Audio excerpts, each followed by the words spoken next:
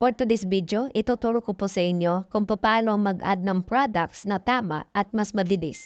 Dito sa sitaw, i-click lang po yung products, tapos i-click po yung product warehouse. Tapos sa baba po ng filter, meron pong search icon, i-click lang po ito, no need na po mag-type ng kahit ano. Tapos sa baba ulit po ng filter, meron pong arrow na maliit, i-click po ito.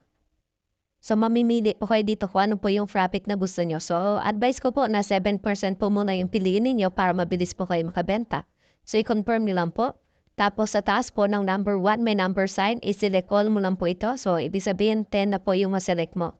Tapos, click mo lang po yung batch publish, then confirm. So, ibig sabihin, may mga products ka lang na naka-display sa iyong online store na ready to sale na ibig sabihin, anytime pwede ka mapasukan ng orders. Okay? So, sa next video, ituturo ko naman kung paano mag-recharge and kung paano mag-pick ng orders. Ilalagay ko na lang.